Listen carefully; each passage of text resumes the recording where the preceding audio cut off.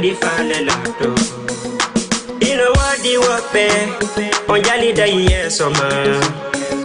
tuma dirtu dado wo be wonta yaibe ma sifa be mi falaka be wadda werdume sifa be mi falaka goto tawernube benande wadda ko woni tun sendata wano hondu sapporta arafu no tawnata. Voilà, assalamu alaikum wonɓe darde Jama TV partout yarnaɗan ka woni rela mi salmini on mi weltani ke on kala hiɗe mari émission Labay Poy tout lundi 22h 23h donc malgré on tigi tardi seeɗa on yafoto tardement on hara hiɗon andi toujours yiɗen ɗo ka émission men inneteɗo Labay Poy ɗon andi noon souvent Labay Poy en ɗaɓɓay invité ɓe haala dernier moment ɓe yetoma ɓe heɓali tan ko ɗum tardinta wonde piiji bus donc hara ɗen haɓɓiti invité ɓe wawa arde tawe te en programme ino émission on hara jamma foppo kadi ino suivre émission on ka télévision ka salon mum e ka atelier coiffure ji mum e ka atelier tailleur ji mum e ka atelier ji kala ko darma en tout cas télévision on no darede partout nan law hara mi salmini mi wi mi yehi ka goto e goto be mi salmini ɗum donc si feƴƴi ɗon andi a souvent en araka plateau men Jama TV bi en kala mon dawro malam te ko satte mu yalla ran don ittam hor chammo yere nangabe sokabe yalla yaltimbe nawnube walibe yalla dikkimbe be ala be yalla okkorbe marbe yalla beydambe donc salminen toute la communauté guinéenne en acciali hay e goto wo na o ma o parce nedira men ben no hedade babira men ben no darde bappira men sodira men e minyira men kadi e kotira men ino darde. Alors hande no don andi dike bela joli toujours présentateur mon ka émission hotiren Fouta walla ka émission Labay Poy walla ka émission Daru Yida hewtiti hande kadi ka émission men Labay Poy no de mari thème ji didi den darma en yewtay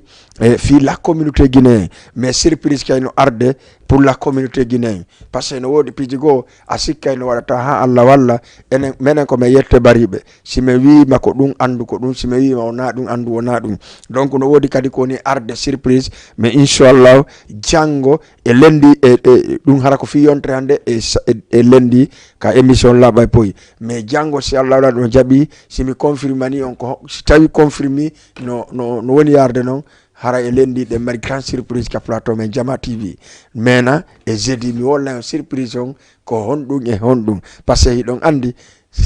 a si gayji didi koppi yon andu gayji didi koppi mo Allah walli wonon ko on burata Allah burata wallude c'est-à-dire ko pural mi yoto mo Allah walli o ko on Allah burata wallude haray mi salmini jama fop mi acciali hay e goto numéro téléphone on non no exige ko 78 116 82 38 mi salmini be Medina be Dakar e Rebos Ñay Ciokel mi salmini kadi be Grand Dakar Benna Tali Ñaari Tali mi salmini be darma no hodi haado e Liberté 6 aslem Kasor donc kala wonbe daari télé on ka woni en tout cas mi salmini wonbe wakam do ka daari télé on mi salmini be tayer be fo mi accala e goto fondo fo no branchi escosi ka Jama TV émission Labay Poy no hande ko no gaddani o musibe avayo mi hiwro Jama yawno be ka anniversaire be fo samedi et le 3 décembre mi arta ka Labay Poy mi andina ko hon dum Jama on do labbinande hande ko no labbinta wona min nano moƴƴa ko nanɗen en fof no feƴƴi Guinée Bissau musidɗo men pour le Fouta musidɗo men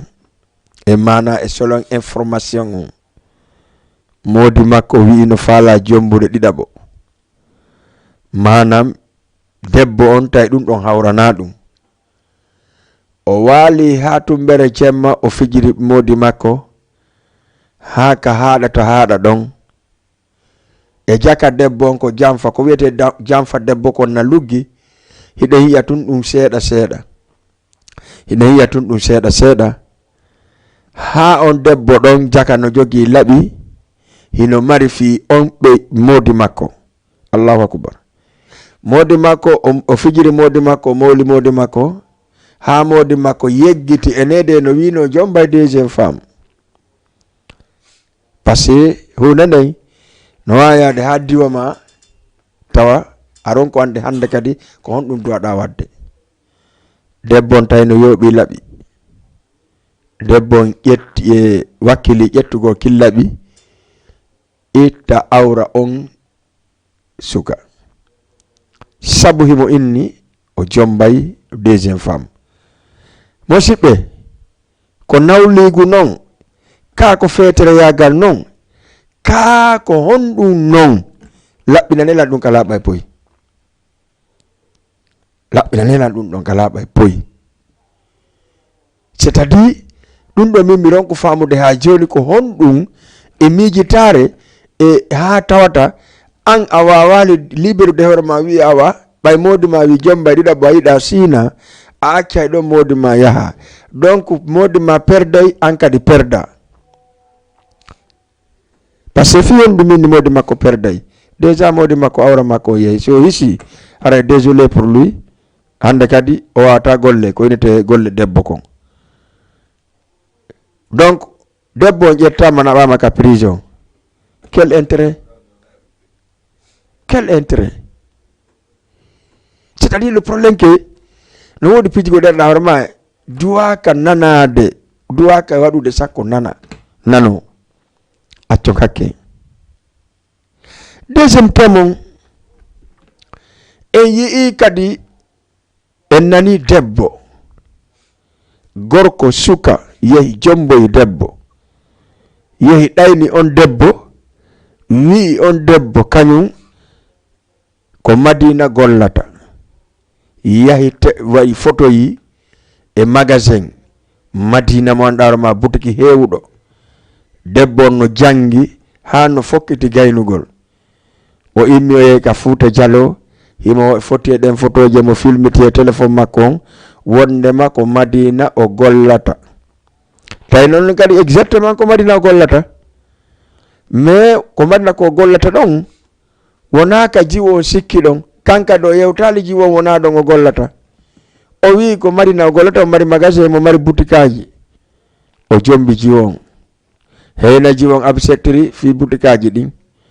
heyna jiwon absettiri fi no yiɗi dewgal ɗum kono laɓɓinan tammi donc woni ɗon noon debbo on ari Konakiri tawi déjà suka on hay suudu ndu walata e mum ndun tawi suudu ndun ko ndu teppere tati solon nani ɗen noon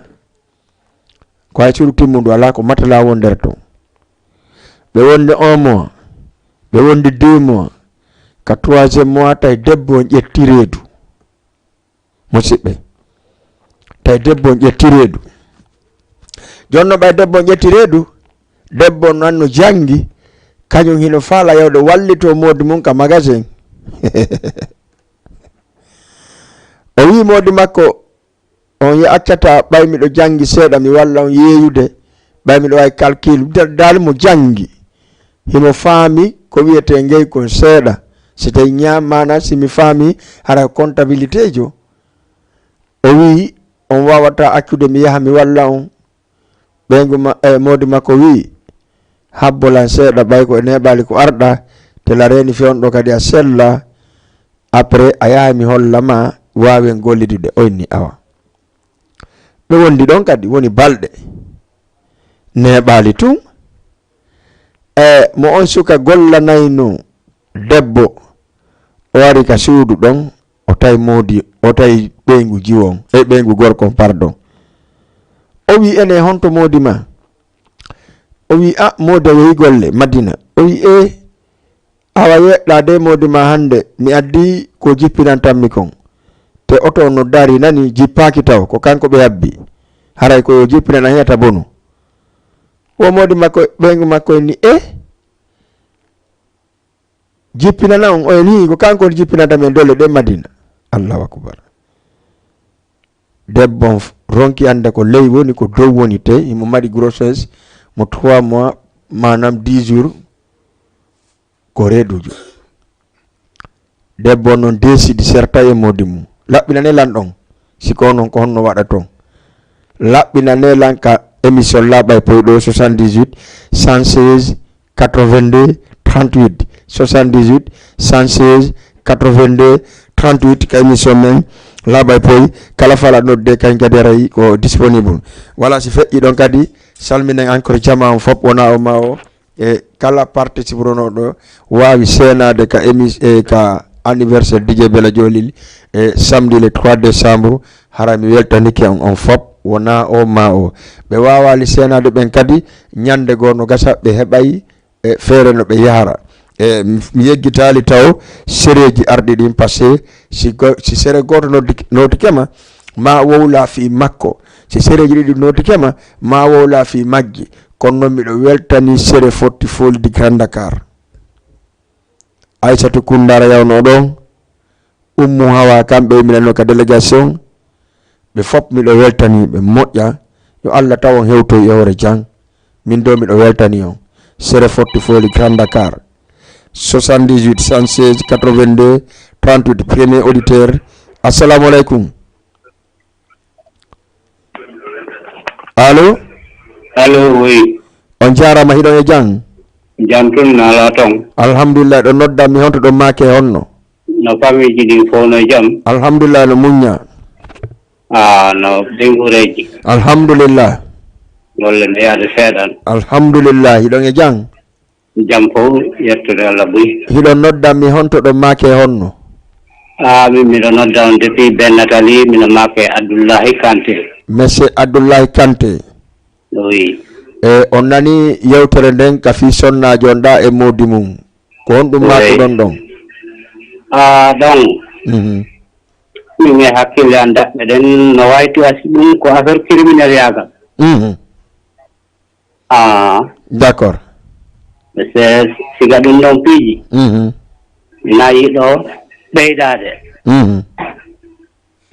min de hakkille anda den ko dum yi d'accord wona yido beydade kon non no vey burti tu waktande yidi e be ngure yidi e kawata wonirde nam est-ce que dum hino modde gol leñol men ko wattane enen zenion enen fo koy aventurier kon non dewle buy no moƴƴine ka aventurier dewle buy kadi no yeebo ka aventurier siga ɗin piiji ko wayta wala non nam ene mais est ce que ɗum hino moƴƴi e ngol leñol men surtout ko wiyete leñol men ngol ko na est ce que ɗum hino moƴƴi e ngol leñol men ko souvent sifa ɗin crime ji yiyetele par ce que on tango kadi e yilagine ko goɗɗo wari modi mum e yigo lagine ko goɗɗo waɗi piiji buyi est ce que ngol leñol ko enen ɗum souvent ɗin crime ji no yana koyne wa est ce que on ɗon ko yiɗa modi makko ɓeydo nam c'est que sina ɗum si tawi kanko tigi o junni miijo nam a taway siko yiɗi anduɗo affaire aduna nam koyo ɓeydo nam no salli famille makko ɓeydo d'accord c'est que o wata hay goto wata famude ko hon ɗum on ɗon o jiidoto noon way ga joni ɗon woni o elmini ɗum fes dal ndiɗum nono metti sifade no o itti few aray noon kala mo konngol ngol tuusi nam no aray miɗo tori ɗum yaafuye d'accord merci beaucoup on jarama ok merci albarka merci beaucoup tawe jam yo Allah nawro e yeeso enen jeunesse wonɓe wadde aventurier ɓen mo ɓe wattana yiɗi e ka woniri d'accord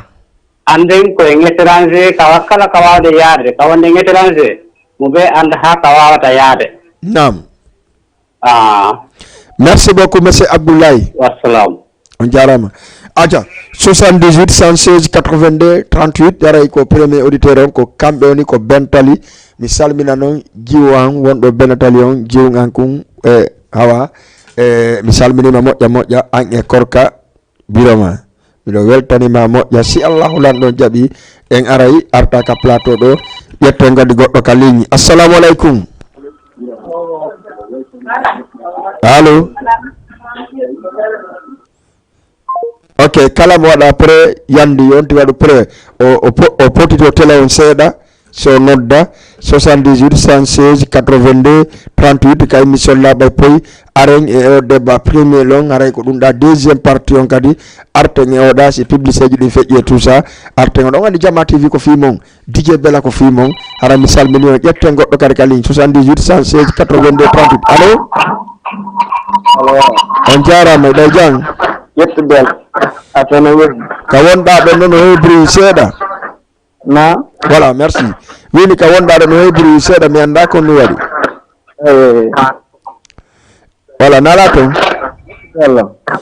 inde ma e ka wonda me no dudde la na dambe aslam gayof voilà na Arafat allo ok merci beaucoup monsieur Kyodo tumme watana don de kuni hara économie wiri no 78 watton 116 82 38 mi arta joni e Karamako Mamadou winda Diabo Karamako Mamadou mijo Diabo Karamako Mamadou wadobe tun alla jaabina sulle sang mi arta joni e mon donc andi ko ene ngañande ñaari babba yari café déjà na ñaari parce que ñaar warna dum mewdu metta mais da yarta café merci beaucoup ara mi salmino mi wete non hajja Aissatou e Mariama e famille on fop acha 78 116 82 38 salam alaykoum. Allô? Merci beaucoup monsieur Kitungo do heblat karizim donc kala mo hebla ki sincèrement parler en wawata o ndara o hedo tele on taw onana ko wonta ko ngari katele c'est impossible o porto tele c'est la dude tele on ndara image on passara ko mi yalde katele ton acha 78 116 82 38 en salminay Mamadou Saydou mondaro ma kay kadi no takko do e wakam ka atelier tayer mo mi don joni acha jette goddo ka ligne allo allo allo ok 78 116 82 38 lang ari e sere 40 di Grand Dakar merci e sira ben kaja do pita e vraiment be immin don be hewti kadi be adi be nabi kadi be wi kadi be nabori mi do weltani be moƴƴa wona seeda mi weltano kan kadi sere jojallo fop mi accale e goto en tout cas beru kadi délégation be immin non kadi hewtoyno mi salmina jojallo e kanko Binta Jawne e kanko kadi wete julde Dalaba ala mi salmini be moƴƴawo e mi weltanike be moƴƴa salmina kadi Mamadou Binta Boubacar hore ya sere sar rival long en tout cas kambe kadi be yawno ƴette goddo ka ligne allo allo allo grand adu te telema on seeda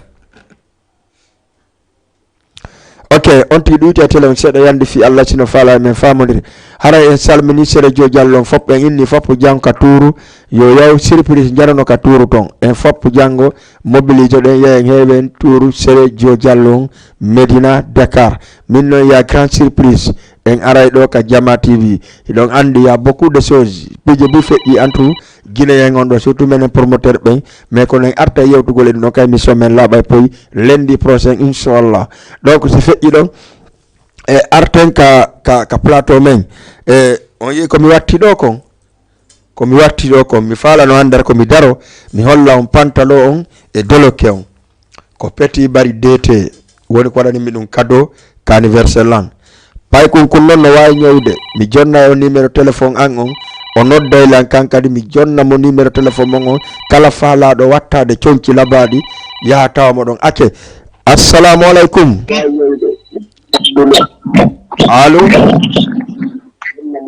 allô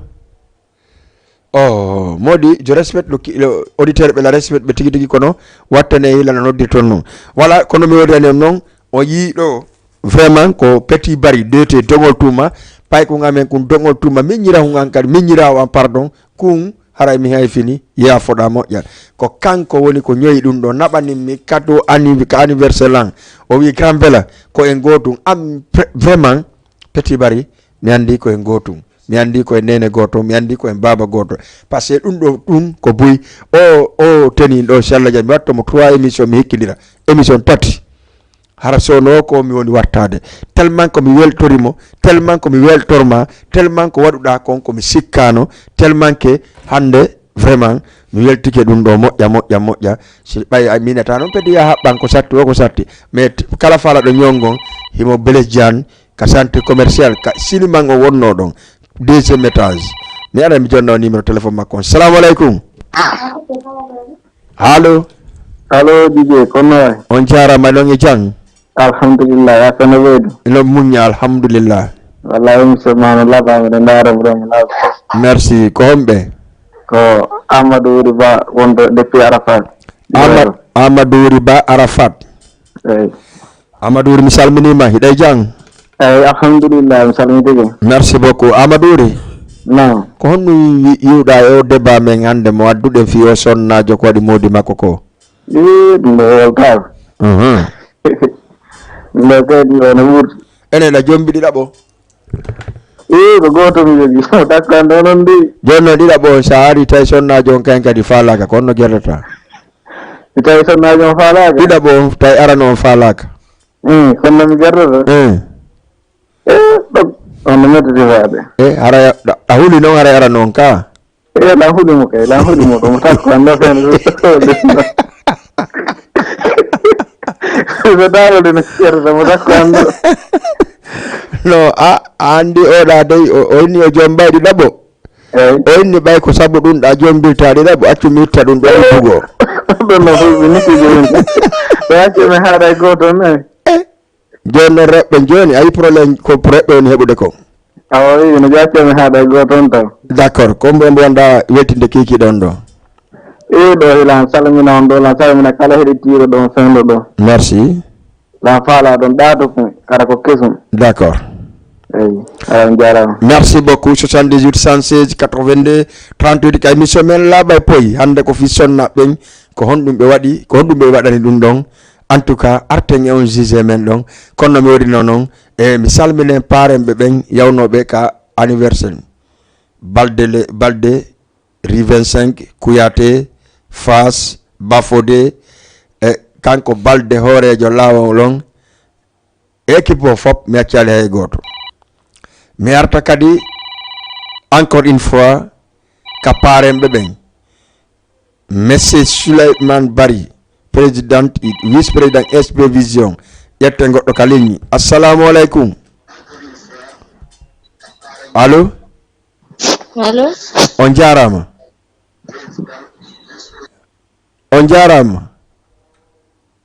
merci beaucoup haray wala sonnaɓe hande ɓuuri falede noddu moƴƴa par ce que ko criminel yagal maɓɓe ngal waɗi ɗum ɗa walla ko nawleygo yagal maɓɓe yaafo ɗon mais ɗo ko émission laaɓa e poyi donc haray ko ɗo salminten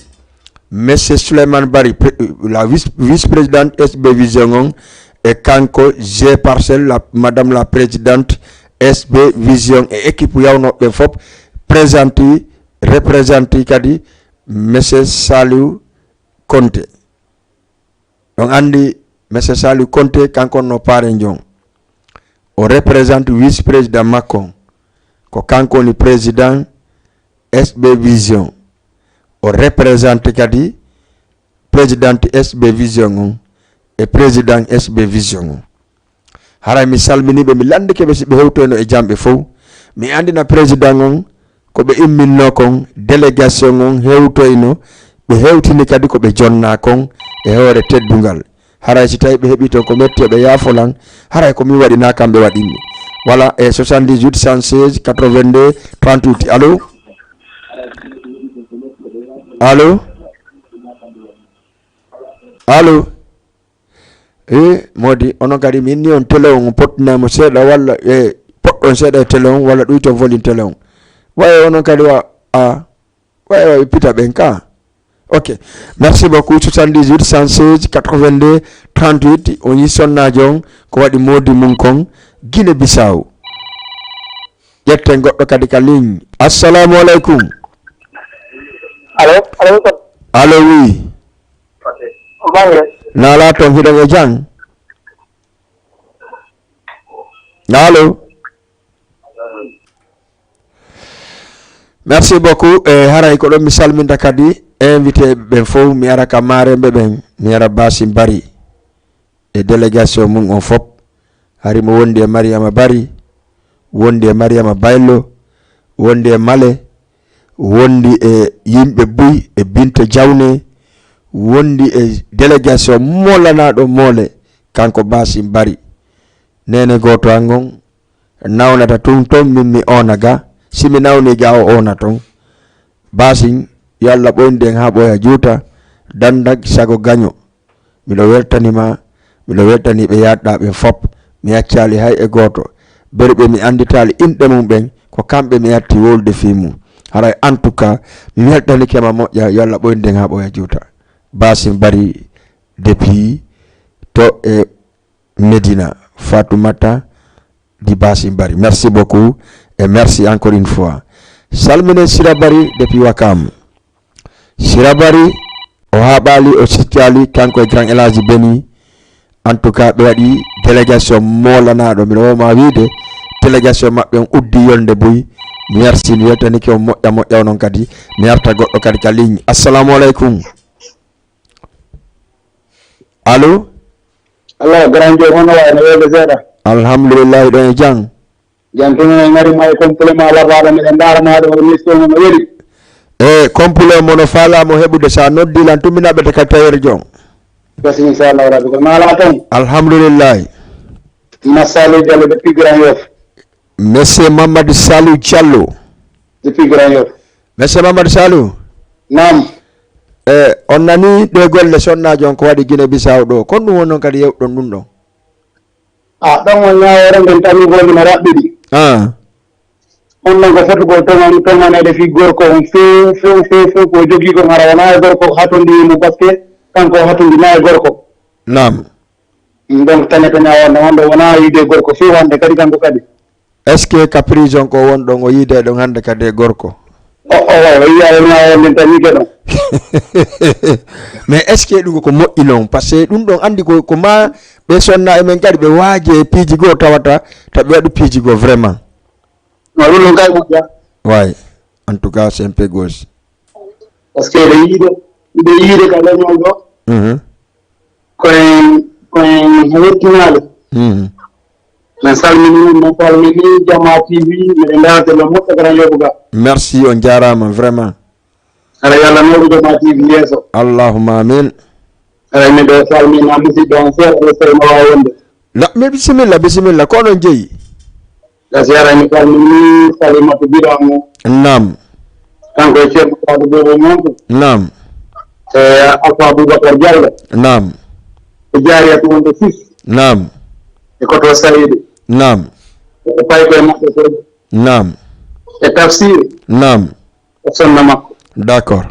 an kadi mi salmini sonnama makko e karama ko Mamadou Winda Diarra merci beaucoup grand kara yalla nawru Jama TV yeeso allahumma amin merci beaucoup grand yeltuke moƴƴa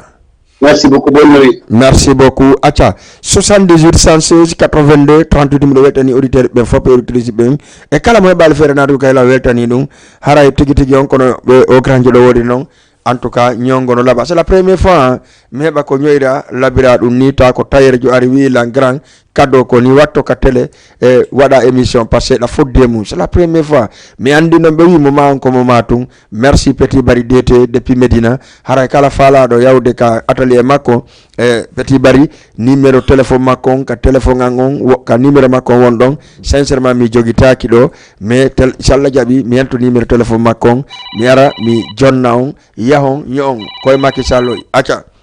salamu aleykum allo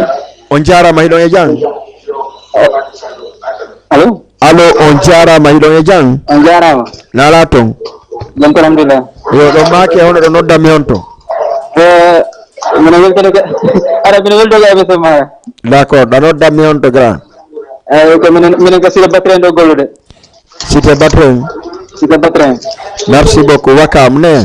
eyyi Wakam eyyi kay ɗana adde télé normal ka eyyi wallahi merci beaucoup mi weltani kono ɓe Cité Batrin ɓe ko sonnunga mi faala joni hombo ndongo daraji eyyi d'accord merci beaucoup ara en hokkay mon ndongo daraji mo kala e faale mum gongal fajo dara si woɓɓe no haɓɓude cravate yaaka avion woɓɓe no jatoyde pourri c'est la même chose mo be e faale mon ka émission Jama TV ko do wete Labay Poy do mi salminta non kadi monsieur le président l'association l'alliance de la sous-région monsieur Jamala Bari Bantingel e Safiatou Malal Bari salminama moƴƴa Aissatou Bari jiwngan kon acca yetten goɗɗo kadi ka ligne. Assalamu aleykum. Waleykum salam. On jarama hiɗo e jang ala to hiɗo e jang ça c'est monsieur Alpha DJ Bella no miɗo andi a hawju tun kono miɗo arde ma ɓaɗa andi an on nden miɗo wola inde ma ko mami ƴetta tan ala Bella felen tan catadi e ko waɗanɗami kon golle no Allah bama mi innali hay goto waɗana Allah kono ɗo tawa ko waɗan immi kon no goto ko woni mari ko woni kaarde ko wonade ko ɓurɗude inchallah inchallahu mi weltanike ma kadi mi weltanike mo yatnoɗa on kadi merci beaucoup mi andinima ñandenta hayso koye 5 heures du matin faalaɗami nam haray lan habbima grand non yayo fe hayso ko 6 heures du matin hara min komi disponible ma komi kerewma kaaƴe nam kana ɓiriɗa wo ko an jeeyi mi andini ko mama yi merci beaucoup billahi wallahi ko mama yi hara mi weltanike mo moƴƴe grand Alpha wonade ko ɓurɗude inchallah Allah jaɓi wallahi mi wimami ala ko ala sabu no goto ko wayno kono mi faala si Allah jaɓi janngo mi ndaara si tawi heure nde jippiɗa o noddala mi hewtoya mi hiwro sonnajo ala problème inchallah jam ala problème janggo o complet ɗo kadi noon siɗa faala sifa makko noddala mi naɓe ka tayere jom ala bela problème non paygo ngo ko paygo ngo ala kun ala moron akita o Mariama wadi Mariama ɗo jang awi ay foli rewɓe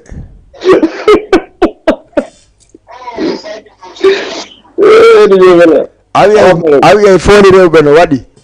wala bo jango ci jippi dal metti inchallah merci beaucoup grand Alpha nani a jarama ara mi huri ko fop mi salmini fof ala wuro ko mi bertenna mi fi won fop lan do te jam merci beaucoup ara vraiment yalla nawran e yeso do nande allahumma amina ara ngawkin dra men kay to no woni ambassadeur amen do di wala ma vraiment vraiment ko ta ko la debru wal parce que am ko no foti vraiment merci beaucoup mali amin do en tout cas ouais no tawa haraka do no tirande ni man do wala no hedandi ko ene hawti merci vraiment ngel bu ko jana ka di ko nan jana ka no so to don sabi ba ngel wawda hay dal do serti do ma ye ka yer ka to fo man ara ali bari ko bi fal dal haray mi huri ko fo merci beaucoup vraiment haray mi ko fo mi fo d'accord haray liwro do haray be Mariama Ba Aissatou Ba wada do fo Safiatou Ba do fo no sali balle fo wara ni wala akasa ana tajo nam e ko fe jango farit nam haray fo no biwra ka nani d'accord sa nani ko dara merci beaucoup haray inshallah jango salaje si Allah la do jabi nani oli ayo vil jango ya vil mo na jango inshallah mi ya vil jango à partir de 14 heures d'accord mais anda ngeen ko inshallah d'accord merci beaucoup grand Alpha 78 116 82 38 e salmini grand Alpha Koloban idon andi ko de gâteau anniversaire waɗanimmi wallahi azim grand Alpha Mr Alpha copain an Alpha weldi annene goto an mi weltaniki kadi ɓeyguma ko accituma kon kadi ha yawɗa participe ɗa ka anniversaire lan no faliraɗa i wonɗa kadi ha anniversaire o lanni a haɓali a siccali vraiment kala kaɓe yeggitino waɗandema walla waɗangolma hara mi torike yafuya merci beaucoup vraiment mi weltanikema maali fof mi weltanike saabu ma par ce que ko noon aduna on ko noon yarete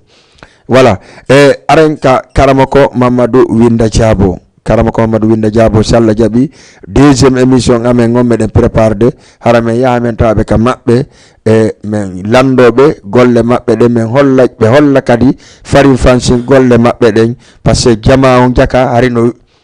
wulɗaɓe moƴƴa fewndo yagol ka maɓɓe kadi en tout cas alhamdoulillahi koya rangu woɓɓe landomen si tike sodate ɓe innaɓe o wawi tike sodatake sa yeehi ko darore nden e yoɓata ɓe daranama si tawi tun arkiseji mon no jilla on gollida si arkiseji mon kadi jillaka ɓe yettoma ɓe gaynata ko aranɗa ko yaya goɗɗo nokku goo donc karama ko Mamadou ha joni no cité no boutique Diallo woni adresse mabbe on numéro téléphone mabbe on ko 77 828 16 86 77 828 16 86 ɗum no ñallangal mi jonna ɓuri 10 personnes 15 personnes numéro karam ko Mamadou ɓe noddala ɓe na baba en on fo yaw miɗo faala e walla min naɓe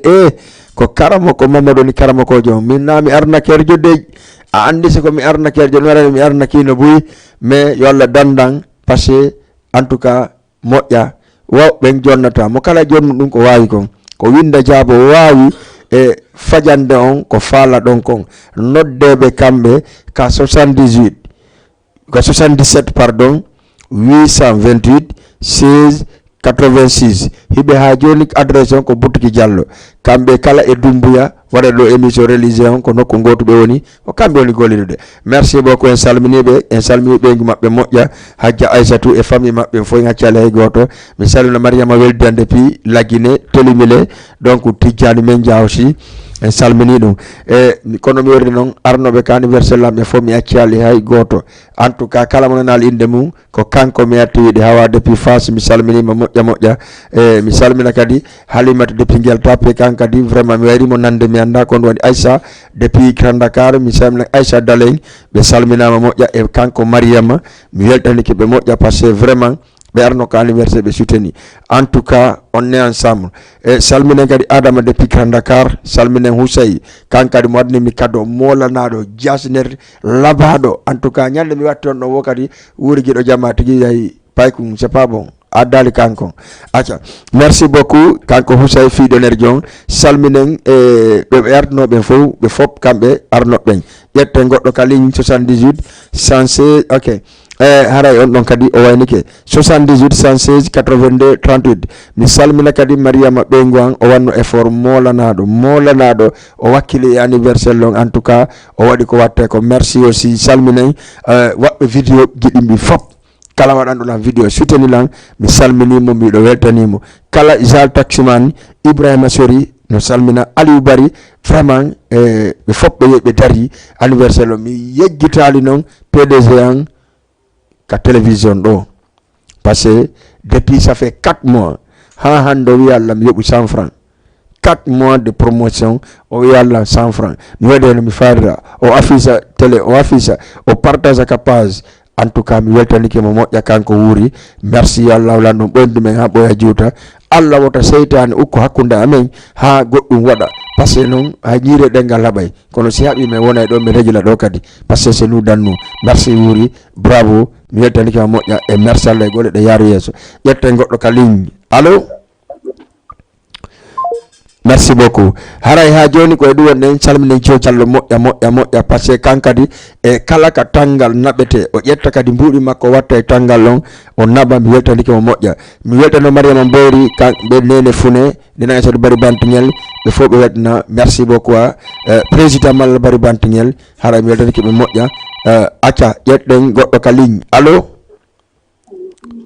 assalamu aleykum wa aleykum salam wa rahmatullahi Didier Bella. Naam. Normalement de bonbon la film de Mr. Mongo min Adama Diallo Grand Dakar. Adama day jang. Normalement de bonbon wadi ko kay biya. Ko debbo wadi ko? Dun non biya ka non man no wata ci ko non.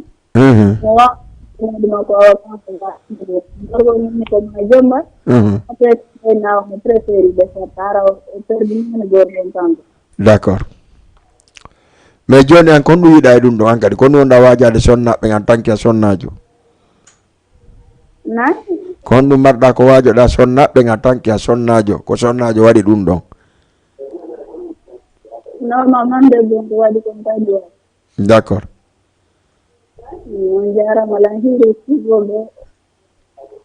Acca merci beaucoup Adama aray mi salminima an kadi ko sonnajo waɗi kon wo ɗum ɗon duwaka en tant que noon sonnajo woni ko noddi yewtengol konngol ɗon hiɗon andi ko sonnajo waɗi kon ɗum ɗon duwaka donc haray tigi on ko wattangol hakkille enen ɓe yimɓe wima awa wiyaɓe ko enen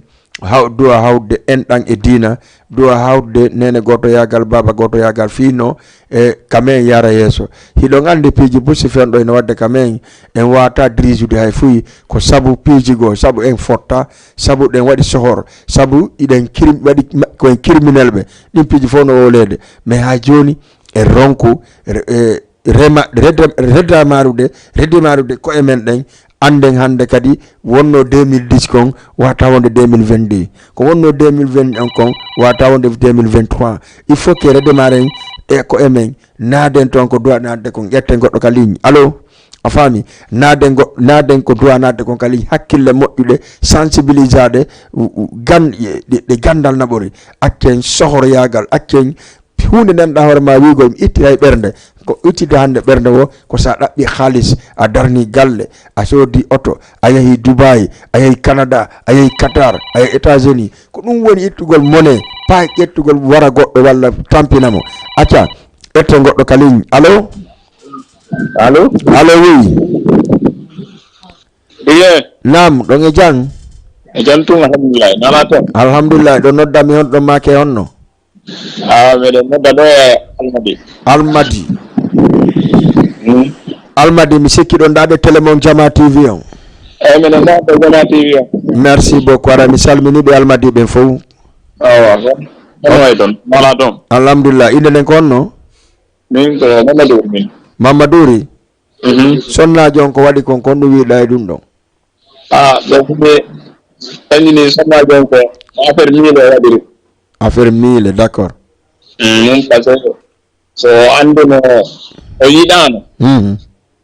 o yahatano so andino kadi ko wonde koɗo dolle walla goɗɗum woni o jaɓatano o jambamo d'accord par ce que woɓɓe kadi ene worɓe to ɓe yewtata ɓe waɗa affaire ɓeyna ɗuɓe mari ɗum ɗo kon saka toon ka ɓewɗo andi ɗum kadi ko woni moƴƴani way no wawɗa noon wata jaɓi suuɗitade kamɗi fewna so a hewtani onti tippinde hoore mum sa ɓe fewna konngol ɗum ɗo sabotage arano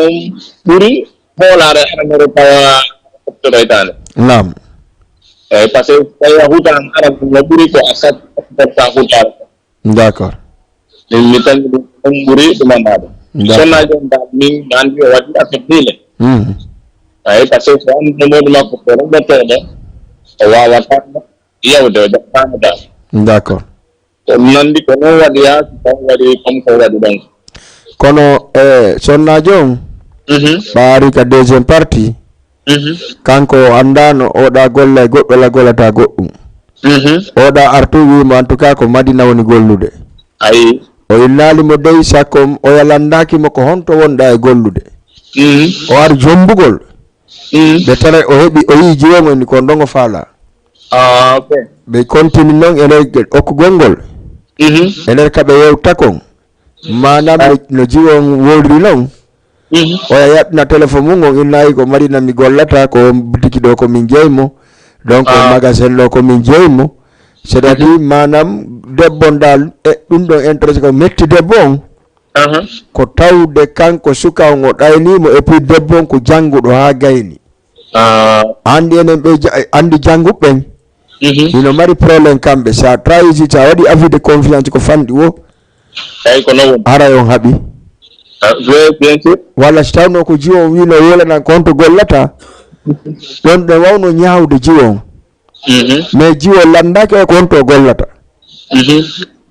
bon donc selon jiwo no explique non kadi ɓe halduno so hewti Conakry o walla mo heɓa golle ɓe kanko mo janggi ɓe wallidira c'est ça le problème de souci quoi télémaɗon tawoni ko suka on yurno ko suka on tonimo way donc ko suka on tonimo téléman ɗon sembe ɗo d'accord par ce que ari o avertissali mo lay merci beaucoup way donc ko suka woni merci monsieur Mamadouri ok on jarama en jarama ara men calminiɓe Almadi ɓen fof calmini en DJ Bouba lanɗemo sayi o jaasi d'accord salmini en DJ Bouba lanɗemo sayi jasanimo donc wari mo yalti seeɗa kono hewti e ɓeygu makko kadi en calminiɓe moƴƴe Saybatou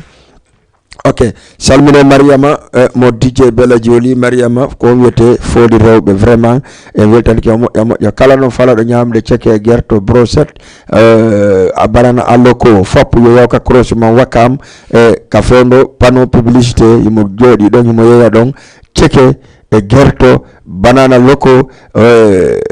bofo defade e on dum kadi de eli isaadi e on dum kadi de wuri annitina yo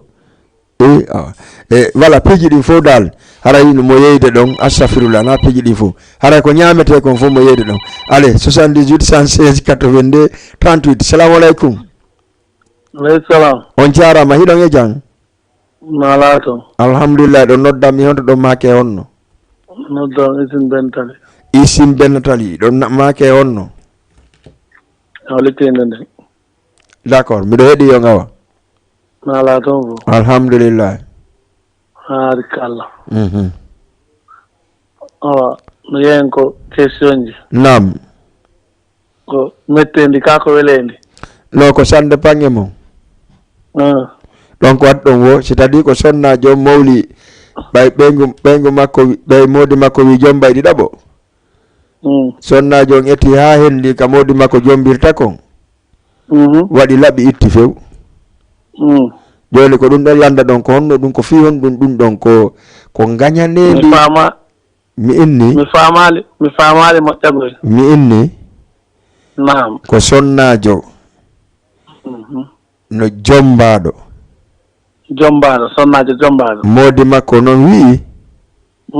jombay deuxième femme ari yewti mo kanko sonnajo arano kanko yewti sonnajo makko joni non sonnajo dum hawranal dum o wi'ale awa o wi'a o way tawi hejale makko dal o desidi si Allah lan on jabi ko kafata e debbo on kon si on debbo don jombama dum don tawatamo be fiji hatum bere jemma o jetti labi o itti tay o itti ko suka on jeey kon o itti o hawki wa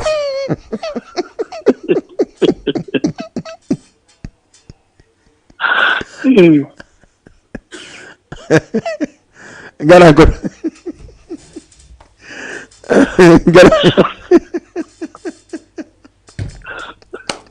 astaghfirullah no kana gono me hedi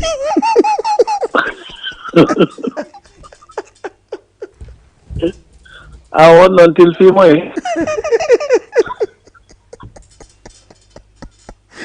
Allah akbar okay oyo ito haki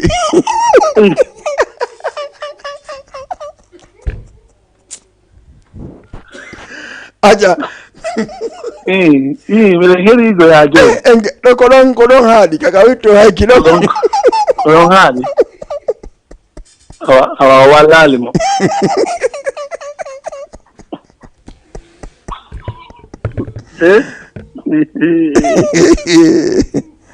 Allah on debbo bonna way adna makko few parce que do handi fando ko rimpiji woni jogi galleji eyo nam do wi wo aya honno beta ayata kile sabu fi defu ko si defa ma nyama ka awa on no warali ko hane d'accord kondo madno ko waje bono hana sokede mo hana warede sa bon parce que wardo sifadi non piji fuko criminel jagate d'accord ok joni ara ko min ko don ngomi yakkilango ko no yi merci beaucoup mais weltani ko moƴƴa min kam mi weltani lamdo sido nge janton ok mais e jang ene onon kana journal watta ɗon journal waɗa e ɗe balɗe sallah jaɓi nani awa min journal waɗa e revue de presse waɗa fo waɗay ko woni ɗon revue de presse d'accord fo inchallah ino préparanede nani ɗum andi ko no wattan ton guine en jom si awri jama no heewi ko sendata so nabu goɗɗum ko men ha cappiji go ga par ce que ko yiɗon hannde wala no waali to laapoy waten jolo nokku gootum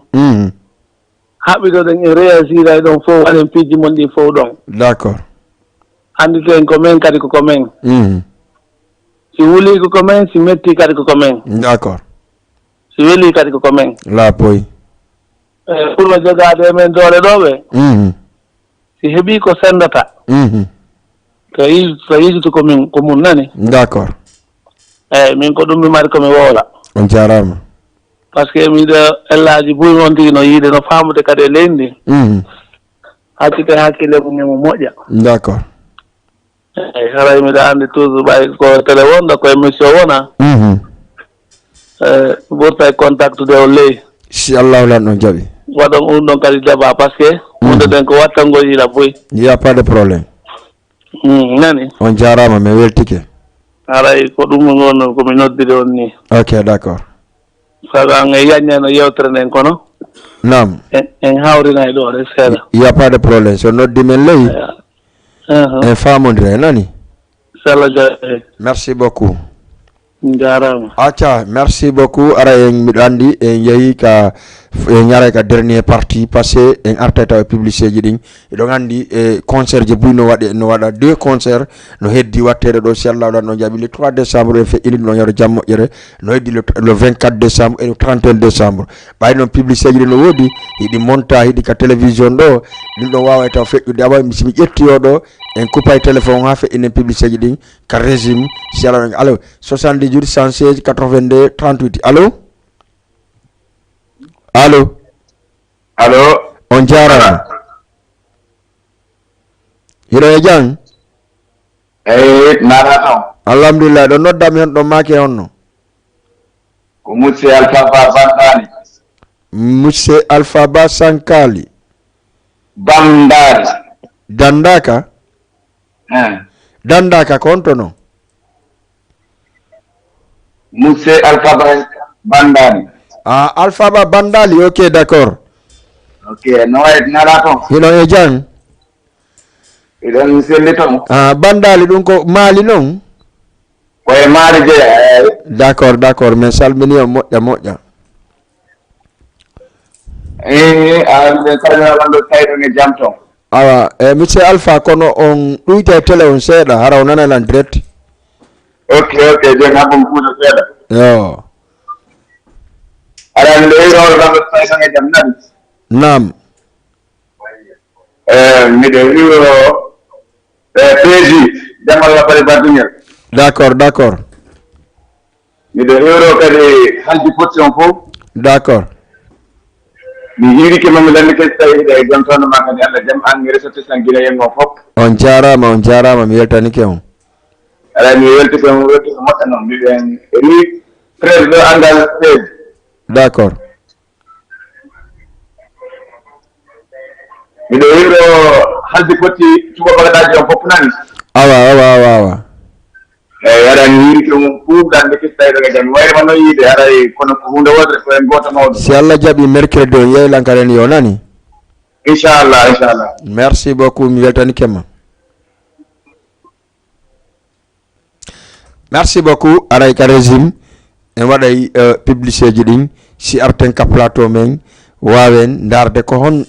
si ere men nde yoni waynodiren ha e jeudi si Allah ɗon no jaaɓi arten ka émission men ɗon padde jeudi aroɗo haray ko invité ji ɗi wonde e wadde ɗo gandi 24 décembre concert on hewti le 31 concert on hewti en ala are hande kadi haray jeudi ɗe mari invité Amadou Badiane Souaki Amadou Badiane voilà quelques rappeurs ɓe d'accord jeudi c'est comme ça donc vendredi ka émission kadi hewtiren Fouta c'est comme ça lundi 14h30 et 15h30 mari kadi invité ka laaɓay poye noon lendi yontere hande haray président Malal yo iɓe memmini ɗo goɗɗum yoɓe yobe habbo hore de yobe habbo hore moƴƴa voilà haray ko mi salmini association ji ɗi fop e salmine monsieur Abdoul Bambara kankadi dennaɓe makko e samedi feƴƴuɗo vraiment en yi golle ɗen en weltanikeɓe weltani kay tokoraji on ene Hasanatou ka Nafissatou Madjina Hulali Rahmatullahi Sarane e kala mon ɗarma en tout cas ko Madjina Hulali tawa Mariama Sis fop no salmina korka kadi salminama moƴƴa depuis Bentali kanko e jiwan on sellaro ɗo jaaɓi fop mi holla e jiwugan kon ɓay mo yiɗima ko ya yiɗumo mayin ka page de publicité arten kadi ka plateau men Jama TV. Nouvelle génération hewti e piiji kasi musidɓe amen ko nu fewndi woko concert mo habbino ɗon concert mo falano ɗon concert laguine concert Afrique concert du monde entier ko nu fewndi wo pour la première fois ko Mohamed Fatako Junior woni adde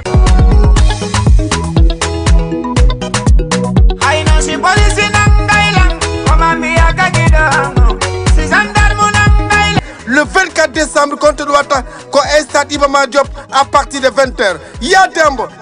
wo ha amado hakkunde leydi e kammu himo newno anti crazy o ama ya o muta anti crazy wo sosoɓe ɓe no nder maninkaɓe no nder gerseɓe ɓe no nder tomaɓe ɓe no nder ya dewnde kadi alkazayon artiste ma nandarma himo jooɗi Sénégal to yanko woni kanka ɓemde maw stayila bonnude mimi wattata kono falema yoy gitema jiwo hesbo rap laamu sorugue men sokkajude wo hamba kadi NG 224 Ria wo hamba kadi wo tous les artistes guinéens wonɓe leydi Sénégal le 24 décembre enen e nouvelle génération stade Iba Mar Diop waɗa guichet fermé stade Iba Mar Diop min mana wo nattugol ngol rewɓe e sukaɓe e sonnaɓe aden e dey mum aden e séri muɗum aden e killi muɗum woyo landa 5000 francs CFA wo ko ɗo woni prix fiction wo noon ka ɓuuri laɓede ɗon ka ɓuuri newdude ɗon amara zede mi renamine amara ya jonna ko ɓuuɓi wo ko ɗo woni 10 000 francs CFA wo hey kon heɓa Mohamed Fatako Junior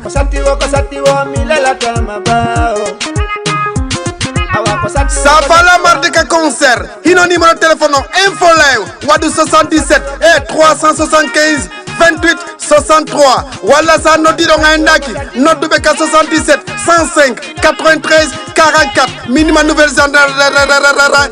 génération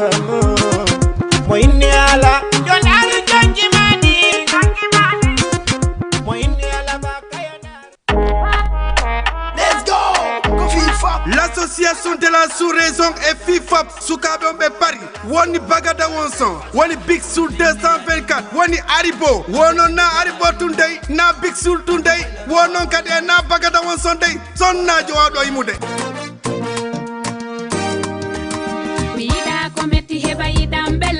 Sister Binet kankadi mo tawa e programme on memminen podon amanen ton wadale la culture guinéenne ende nyande enen Sister Binet poda memminte don de nyande kamoni ko ni ko hewtata Sénégal le 31 décembre honto du wata stade Iba Mar Diop et le 1er janvier 2023 wo FIFOP ya dembe l'association de la sous-région de Dakar woni ko noté on etuma le 31 décembre et le 1er janvier 2023 contre du wata stade Iba Mar Diop concert de l'année concert bienvenue concert bye bye wono welay mawela en are pare beben mare beben hikano kombo wala paren jo keldudo mo lagine fo fala bengo ela seludale diallo hajja halimatu IFDC au conseil guinéen au Sénégal hibe no day mouradou day musibbe amen minimano concert on walay wono compte do Bamba woko ya Bamba meteda signé Bagada Bexol Aribo donc le 31 décembre l'an 2022 et le 1er janvier l'an 2023 et Sadion Iba Mar Diop organisé par l'association l'Alliance de la sous-région Dakar président honoré monsieur Malal Bari Bantingel chargé l'organisation né Aliou Bari donc andi vice président comme joddo donc émission men kanko wiye émission la bay poy secrétaire général no ton et chargé communication fondo c'est moi-même donc aray jama on no habba le 31 décembre artel le 24 décembre on yeggitali nouvelle génération kay non joni no nodditi en samedi le 24 décembre Mohamed Junior Fatako anti crazy assalamu alaikum. Allô? Oui, allô, assalamu alaikum. Wa alaikum salam. On irait bien. Hidon Ejang. DJ, vraiment, animation, c'est très important. Merci beaucoup, merci. Don nodda mi honto do make honno. Min ko Mariama So, la nodda on Grand Yoff. D'accord. Hadja Mariama So depuis Grand Yoff. D'accord. Hadja Mariama So meɗen heeɗi on. Animation mon no foti. Merci. No posi. Nam. Wala fuɗɗoynta kon kadi dafa tubaɓe. Merci beaucoup. Vraiment. No foti trop. Ay kolleer ɗo miɗen jooɗino miɗen habdi. Ko tumande mi ndaari mi waldo. Merci, on jarama.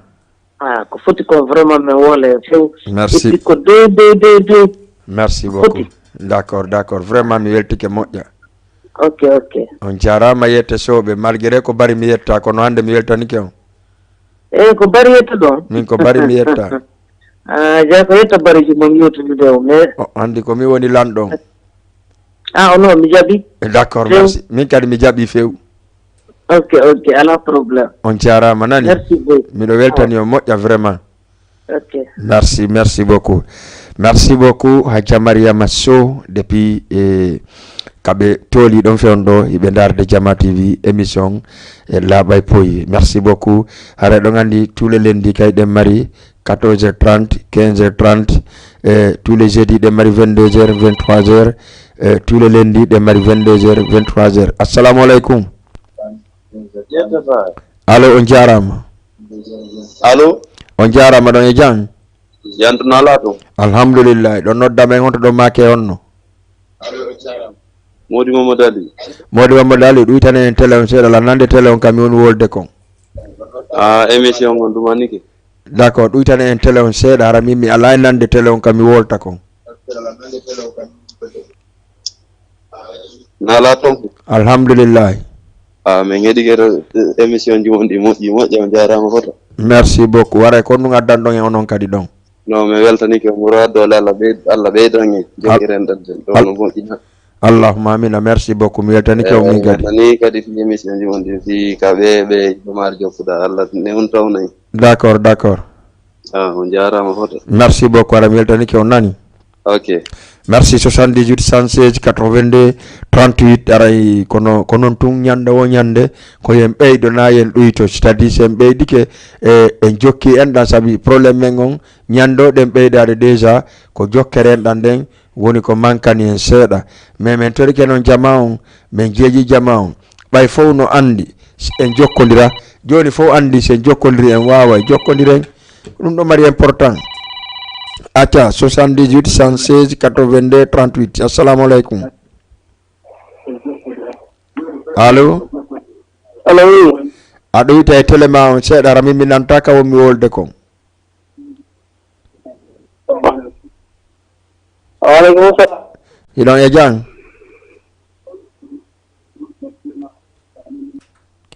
Voilà, e sa noddilan aɗo yita e télé ma on seeɗa hara min mi nanali ka wonɗa wolde ko walla poɗɗoɗa télé on seeɗa sa haɓɓitiki a nanayi ka wowlata kon ka télé min kay bon artay compteur jour ka min quoi donc aray ko ɗum waɗi si min taw yo ɗumanno acca kala kadi mi salmina Mam As ñaani vraiment maa ngi lay nuyu bu baax a baax Mam As parce que dama gis à chaque fois yow télé bi ngay seetaan Mam As ci def ma ne à partir de 2 heures du matin télé bi lay seetaan ba 5 heures du matin parce que film wuuri film li ngay teg baax na film yi neex na donc nga tegal leen film yu neex man mi su ma yeggee kër gi ma mun a ko seetaan ma seetaan télé bi bu baax acca ƴette goɗɗo ka ligne allo on jarama ɗon e jang hiɗo nodda mi on ɗon make honno allo non gara ɗum télé ma on seeɗa wawi famodirde Nala to. a ɗuyta e télé ma on seeɗa Oui, ɗuyti télé o. Voilà, merci. Da nodda mi on ɗayne on lannande télé ma on de. Yo? Lannande télé ma on kamimi woni wolde ko lannande ka télé. A jenti ka. Ok, merci beaucoup. Si da fala e yew tungran a ɗuyta e télé ma on ha wawe yewde ka yewten kon après non ɓeyda télé on heɗoɗa lankadi par ce que ko ɗon tu wata yarde sina ɗum minane ko télé o réponda ya moƴƴa on say en famodirta. Merci beaucoup. 78 116 82 38 mi torike jama on mi torike fulɓe Fouta ɓen encore une fois yande acce jogodiren anana ɗo jama on noyna min mi yayi ɗo taɓe ɓuuri 10 min jooɗo mi yewta ɓen andi ko ɗum woni probléme hakkude men min nayi en jogodira en jokka en ɗan an andi en jogodira en jokka en ɗan pourquoi noon haɗi jaɓe jokkude en ɗan par ce que joni fof andi probléme men o andi source men o réel on jama on andi ko en jokka en ɗan jokken noon joni en ɗan. Assalamu aleykum. Allo ɗomi famana e télé mi kuppi kono yawtani garam men miɗo jentima aɗa wita e télé min miɗo jenti yo télé wolta kon non mi ɓeytigo mina télé ngala wolda télé ngala wolda la jenti ko télé wolta kon dara ko on ton jogui probléme ɓayɗo télé miɗo kuppi. Ok, merci beaucoup wara en merci beaucoup min miɗo sikku ɗum mi ala probléme ga par ce que retour janɗin tout va bien mais hay jama wonɓe darde ɓe fen ɗon no jenti ko télé woni réponde kon. Merci aray kala no dolan yo watta hila e ɗum ɗon acca hara émission me on noon ko woɗɗiɗo haray vraiment en salmini jama on fof ɓe gaccali hay goto mi yeldito kadi arnoɓe anniversaire long e samedi en tout cas mi lande ke so fof hewtoye jang e hoore jang moƴƴere noon mi toriki on noon mi jeeji on kala yawo soirée ñani joni yo naɓor carte d'identité par ce que vraiment samedi feƴƴiɗo ɓe ramasse no moƴƴa noon et puis kala mo ɓe ramasse ɓedde 6000 francs par personne mo kala yahowo ñani soirée yo naɓor carte d'identité en tout cas ɓe ramasse to moƴƴa mi fenanta on ɗum ɗon. Acca ƴette goɗɗo ka ligne. Allo oui allo haray vraiment yo jama on mo kala yahowo ñaani en tout cas si tawi soirée no ton himo invita tawi ma o yaha yo naɓor carte d'identité makko on walla consulaire makko on en tout cas si o naɓorali o naɓora 6000 francs o waɗa prêt simo yaltude walla simo yahude par ce que place l'indépendant ɓendirade ɓe ramasude jama o moƴƴa min soirée angon ɗo ɓe ramasi jama o moƴƴa c'est-à-dire buy wawal hewtude soirée o en tout cas on se dit la vérité min mi wannole effort molanaɗo mais wawano marsude ɓaynami walla on fenade min hay min musidɓe am buy nangano tawi ko mami ya libergol ɓe central. Tu vois non donc 5h 6h du matin miɗo central ɓe Aliou Bari e Amadou Badiang donc ko fi tout juste e ha si tawi goɗɗo e soirée naɓama police sabma yaha wallitoɗamo e piiji ɗin donc ko ɗum wonno et puis 6000 francs par personne ko ɗum ɗon yoɓinte goto pet mi toriki on yandi yahowo soirée ñani wo yo naɓor carte d'identité si on tigi noon kadi ala mo faala yaade ɗum kadi mo wayna ɓorde 6000 francs ka jifa makko réserve pour en cas si tawi ɓe nanguimo si ɓe nangali mo artida e majji haray merci beaucoup en salmini jama on fop en weltanike kala wonɗo e heɗade fewnoɗo e darde émission ka télévision e Jama TV par ce que ɗon andi ko noon woniri ko sati ko haray toujours no laati ne wala neɓatara émission men on ko 5 minutes heddorɗen ka plateau men ɗo donc haray mi andintini on tun si Allahu lan on jaaɓi kono no naƴƴiɗ ɗon publicité ji ɗin noon le 24 décembre, le 31 décembre. Alors, non, mi fala le président Malal wadu prêt pour argol immigré au concert mo boni wadde on le 31 décembre et le 1er janvier. Hara no kasa jeudi aro do hara be ari ka plateau be yewta jama on ko honno be prépareri e ko honno du wonira e préparanade e pour le accueilli artiste ben parce que mi yi sonnaɓe molanaɓe wano Aissa Dalen en wano Aissatou en Aissa en kadi Mariama en fof jama on fof no prépari pour tawegol e o concert Bagada Wonson Bill Aribo wondude e Bixul e Binetti Mali no engagé jama no engagé déterminé pour le 31 décembre. Merci mi Jama TV kadi déjà montani exportore mum pour andingo jama on tout le monde est déterminé. Accueil inchallah no jabi kayrapport le 21 haray jama on fof hewta e kayrapport accueillir les artistes guinéens promenant en Paris ko Paris be yata be hewta do yette goddo ka ligne. Allo allo allo merci beaucoup haray tigi tigi on mi wayno to do mi yakkida on e DJ Wuri e programme Jama TV parce que kanko yoro makko gonga tukularo ben hande mabbo no nangimo mabbo do gandi si tukulor wi mabbo hal pulal mi wi mabbo mi anda se buy no andi ko ente mabbo e pulal mengal hara mi weltani ke on mi salminiri on goto goto minni on assalamu alaikum mi do weltani on minni on jarama mi do weltani on minni on vraiment bonne nuit en bimbi si Allah no jabi hara mi do weltani on DJ Bella wi kanko ran non ka émission labay po yande en artay nebata no émission matinal no inshallah jabi e fuddoto mo kadi de balle do gandi bimbi subakara jama no fala e mercredi je fo wara émission matinal no fuddike en ara émission matinal no do gandi piji buy en dabbite ka réseaux sociaux ji piji buy en dabbite ka journaux ji piji buy en adday en ara après débat d'addition si ala no jabi yewten ko du dadi salani derade ka bar hande mais halla mari consultant be dido fi dum don hande mais malheureusement be hewtali ko du wonno hande tem labay poyom kon non bay be arali en wawata force de goto yorka plateau mais émission en tant que DJ Bella Jeymo mi continue émission on labay poy ha nyande invité be kadi tawa ka labay poy parce que même les artistes mais yette ka labay poy salla jabi merci beaucoup et salmini jama fo korka merci mono de lan téléphone mi weltani ke biddo ma on en tout cas awa sapo merci beaucoup si fait idon kala fala do contact de lang émission jidin invitation woni sponsor woni kala partenariat ko fala télévision on odela 76 481 96 82 76 481 96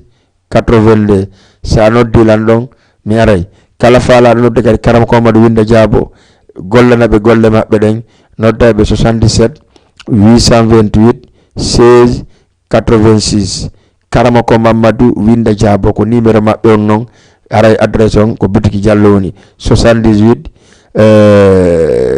77 828 16 82 on se dit bye ciao merci et jeudi sallah jabi